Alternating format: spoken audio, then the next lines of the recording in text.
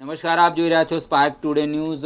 સ્થાનિક સ્વરાજ્યની ચૂંટણીમાં માહોલ જામ્યો છે ત્યારે વોર્ડ નંબર 8ના ઉમેદવારોએ ચૂંટણીના પ્રચારના શ્રી ગણેશ કર્યા છે। વોર્ડ નંબર 8ના ઉમેદવારો ગોરવા ગામમાં ફેરણી કરવા પહોંચ્યા હતા।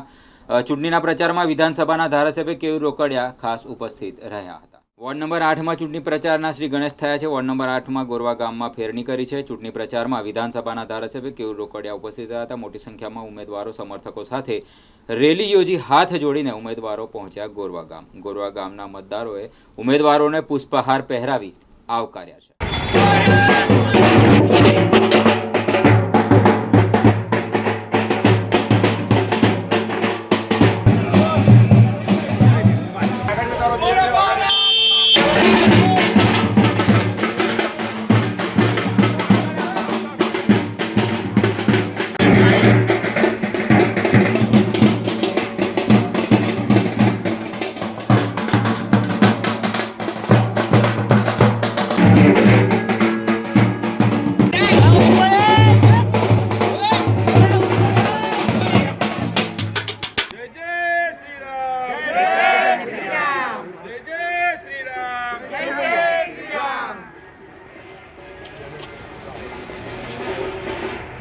बोलो बोलो भारत माता की जय।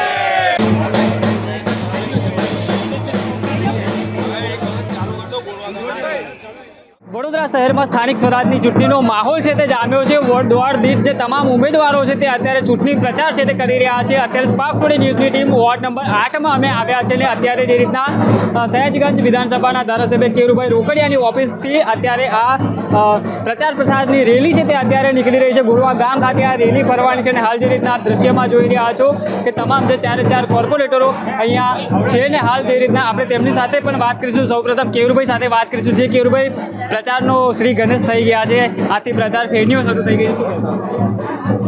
આજે અમારા જે ચારે ચાર ઉમેદવાર વોર્ડ નંબર 8ના છે અને જે રીતે પાર્ટીએ એરિયાનું ધ્યાન રાખીને વોર્ડ નંબર 8માં રહેતા ઉમેદવારોને જે રીતે એરિયા પણ બાયફર્ગેટ કરીને ટિકિટ આપી છે, મૂળ કાર્યકર્તાઓને ટિકિટ આપી છે અને આપ જોઈ શકો છો કે મોટી સંખ્યામાં કાર્યકર્તાઓ અને વિસ્તારના નાગરિકો આ ફેરણીમાં જોડાયા છે અને આટલી મોટી સંખ્યામાં ફેરણી થાય છે એ જ દેખાડે છે કે ખૂબ મોટી સંખ્યામાં અમને જન સમર્થન મળી રહ્યું છે।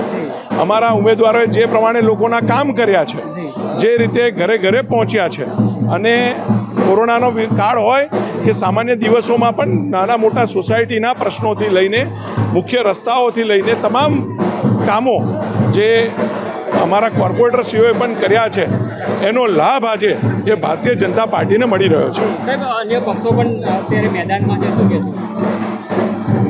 અન્ય પક્ષોએ જે મેદાનમાં લોકોને ઉતારે છે, એક તો મૂળ આ વોર્ડના નિવાસી નથી અને આ ઇલેક્શન એ વોર્ડનું ઇલેક્શન છે, ત્યારે વોર્ડની અંદર રહેતા લોકોને પણ જે પ્રાધાન્ય પાર્ટી આપ્યું છે એનો ક્યાં ને ક્યાં ફાયદો એ અમને મળવા જઈ રહ્યો છે।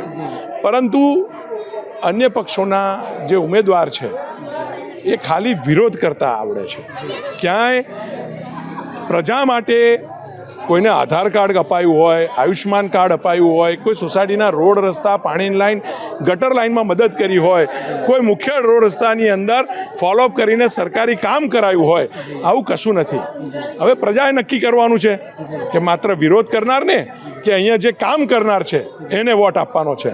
મને 100% વિશ્વાસ છે કે પ્રજા ખૂબ સમજુ છે। જે કોંગ્રેસ કદાચ અમારી ગુજરાતની જનતાને મૂર્ખ ગણતી હશે, પરંતુ ભારતીય જનતા પાર્ટી સમજે છે કે આ ગુજરાતની, આ વડોદરાની અને વોર્ડ નંબર 8ની જનતા તો ખૂબ સમજુ છે, એ કામ કરનારને પસંદ કરવાની છે એવો મને ચોક્કસપણે વિશ્વાસ છે। કેવી ટક્કર રહેશે? અને હું ખરેખર સાચું કહું તો કોઈ એકાદ બે વોર્ડની અંદર કદાચ ટક્કર જેવું વાતાવરણ હશે, જ્યારે વોર્ડ નંબર 8માં, વોર્ડ નંબર 9માં આવી કોઈ ટક્કર રહેવાની નથી। જે ચોક્કસથી આપણી સાથે અન્ય પણ ઉમેદવાર છે તેમની સાથે વાત કરીશું। બેન, કેવી તૈયારીઓ? ફરીવાર તમને ભારતીય જનતા પાર્ટીએ વિશ્વાસ મૂક્યો છે? અમે કામ જ એવા કર્યા છે, આપણી સરકારે એવા કામો કર્યા છે એટલે અમારી પર વિશ્વાસ કરીને અમને ફરીથી સિલેક્ટ કર્યા છે આ વિસ્તારમાં કામ કરવા માટે. તો કોઈ ટક્કર વક્કર છે નહીં, વિરોધ પક્ષનું તો કામ જ છે વિરોધ કરવાનું. બાકી અમને વિશ્વાસ છે અમે જે કામો કર્યા છે તે બદલ અમને સારું જન સમર્થન મળી રહ્યું છે અને પ્રજાનો પ્રેમ અને વિશ્વાસ પણ મળી રહ્યો છે. જે વોર્ડ 8ના જે કોર્પોરેટરો છે જે ઉમેદવારી નોંધાવી છે તેઓ આપણી સાથે છે. શું કહેશો બેન, કેવી તૈયારીઓ છે? સૌ પ્રથમ તો ભારતીય જનતા પાર્ટીનો ખૂબ ખૂબ આભાર માનું છું. હું અને મારા સાથી કાઉન્સિલર મીનાબા ચૌહાણ બેઉ જણાને અમને એ લોકોએ રિપીટ કર્યા છે. એ જ દેખાડે છે કે વોર્ડ નંબર 8માં વિકાસના કામો, કેયુરભાઈ રોકડિયા સાથે વિકાસના કામો અમે લોકો જે કર્યા છે એ જ અમે આગળ લઈને ચાલવાના છે. અને અમારી સાથે જોઈ લોકો બહેનો ભાઈઓ એટલા જન મેદનીમાં અમારી લોકો સાથે જોડાયા છે અને ફેરણી અમારી એટલી સરસ થવાની છે. સાહેબે કીધું એ પ્રમાણે કે અમારે કોઈની જોડે ટક્કર જ નથી, અમે જંગી બહુમતીથી જીતવાના જ છીએ. અમારી આખી પેનલ સરસ રીતે જીતવાની. નવા ચહેરાઓ પણ છે, આપણે તેમની સાથે વાત કરીશું. શું કહેશો બાપુ, કેવી તૈયારીઓ છે, કેવા કામોને લઈને આગળ વધશો? ભારતીય જનતા પાર્ટીનો કાર્યકર્તા હંમેશા પબ્લિકની વચ્ચે રહ્યો હોય છે. અમારી માટે અત્યારે પબ્લિક પાસે જવાનું કારણ છે કે અમે જાહેર કરીએ છીએ કે અમે ભારતીય જનતા પાર્ટીના ઉમેદવાર છે, અમને મત આપો. પણ સતત અમે કાર્યકર્તા તરીકે જનતાની વચ્ચે રહેલા છે. અને રહ્યા કામોની વાત, તો કામોની વાતમાં તો અમે જ્યાં જ્યાં જઈએ છીએ ત્યાં જ્યાં અમને ઢળક ફૂલોથી અમારું સ્વાગત થાય છે. પબ્લિક અમારી સાથે છે, જન સમર્થન અમારી સાથે છે. એ જ બતાવે છે કે ભારતીય જનતા પાર્ટીના વિકાસના કામો ખૂબ આગળ વધી રહ્યા છે. જી ચોક્કસથી બાપુ, તમે પણ એક નવા ઉમેદવાર બન્યા છો, રિપીટ 2 થયા છે. કેવી રીતે તમારી રણનીતિ? અમારી રણનીતિ એવી છે કે અમારા પૂર્વ કોર્પોરેટર વિકાસના કામો કરેલા જ છે પહેલેથી, અને અમે જે કંઈ કામો નાના મોટા બાકી હશે એ અમે સાથે મળીને સાથી કોર્પોરેટરો સાથે મળીને બધા કામો પૂરા કરીશું. અને અમને ફૂલ જન સમર્થન છે, અમને કોઈ જગ્યાની કોઈ જગ્યાએ તકલીફ નથી અને અમારી જીત નિશ્ચિત જ છે. જી, આજે કયા વિસ્તારમાં ફેરવી?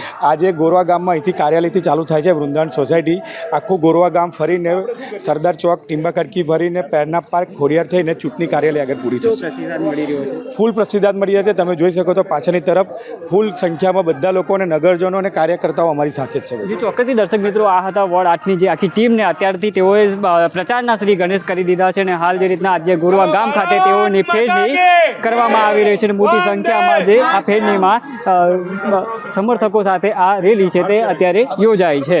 કેમેરામેન ફેજલ ખાન સાથે હું Ravi Sindha, spark today news, Vadodara.